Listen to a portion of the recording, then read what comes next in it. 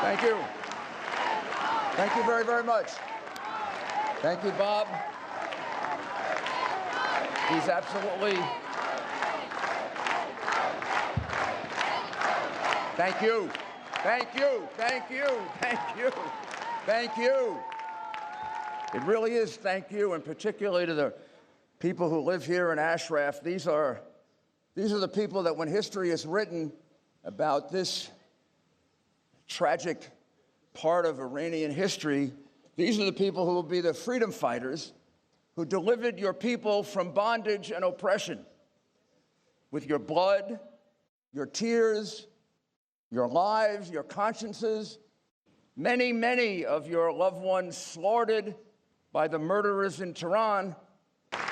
This organization has grown and grown and grown, and I feel in this room today a kind of optimism that I don't remember feeling before when we were in Paris. I feel an optimism, maybe because you've done a miracle here in Ashraf. And of course, all of this is possible because of the leadership of Maryam Rajavi, a truly exceptional leader.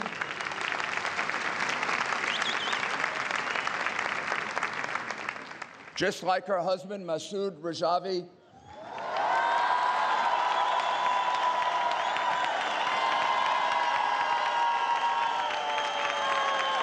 who began this movement in one very brave act. He refused to swear allegiance to the supreme leader, Khomeini, to his face. He said, "No, I will not swear allegiance to you. I will not deliver my nation to a tyrant." Posing as a religious leader. What sacrilege, a religious leader, a murderer, with hundreds of thousands of people who he's murdered, their blood on his hands, and invoking religion. So I'm here to say three things. First, I accuse them. I accuse the Ayatollah and Rouhani and all of their sycophants and followers. I accuse them of murder. Not just murder, mass murder, crimes against humanity. In 1988, in 2 months, they slaughtered 30,000 people. These are not numbers. These are human lives. Where's our decency? When we don't stand up against this, when we just listen to this and watch it on the evening news, and it doesn't get us angry, it doesn't get us upset, it doesn't get us so angry that we're willing to act. So there are three things that we have to do. Number one, we have to get the governments of Europe to stand up, to wake up, to reclaim their dignity and their honor. How? How can the leaders of those countries turn their back on mass murder? How can they do it and live with themselves? It's time to end that shameful disregard. There's no statute of limitations on murder. There's no ability to say, oh, it was only, it was 30 years ago that we killed 20,000 people.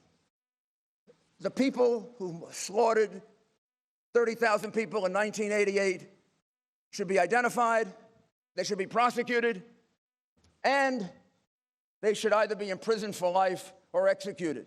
They're criminals. They're murderers. They're not leaders of countries.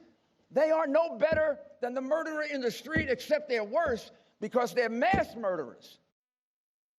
We can't tolerate that if we want to preserve freedom and decency and democracies for our countries. So stand up, leaders of Europe. Stand up in Germany. Stand up in France. Stand up in the United Kingdom. Stand up in Italy and Greece. If you gave us democracy and freedom, if you expanded it for us, then don't abandon democracy and freedom now and be a disgrace to your nation. We don't allow people to be slaughtered. The way the tyrants in Iran have slaughtered people.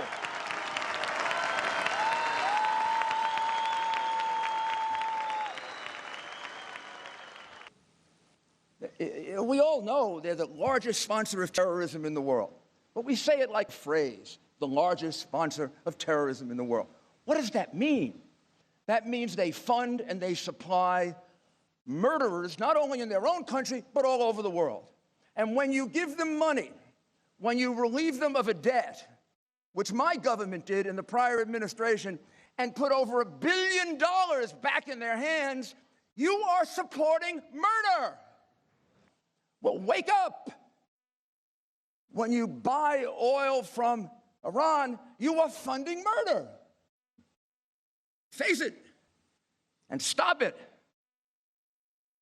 Number two, let's make it clear, if we have to sit over and over again and prove it, there is an alternative to this horrible regime of terror.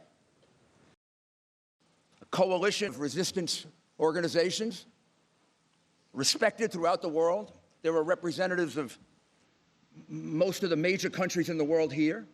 They've gotten to know her. They've gotten to respect her. This is a decent organization. This is a good organization.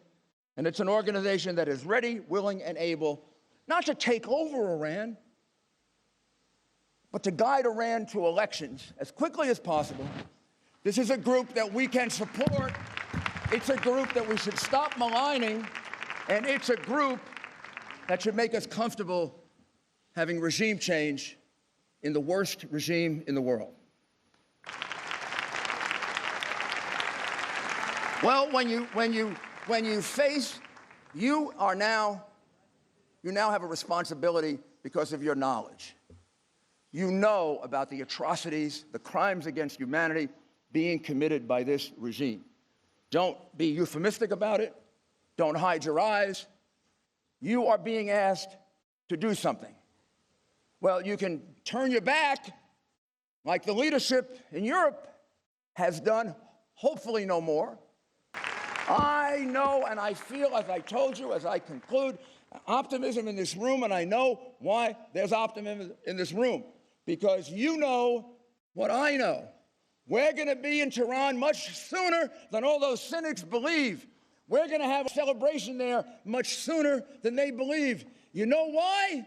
Jose! Jose! Jose! Jose! Jose! Jose! We're ready! Get out of our way! God bless you. Thank you.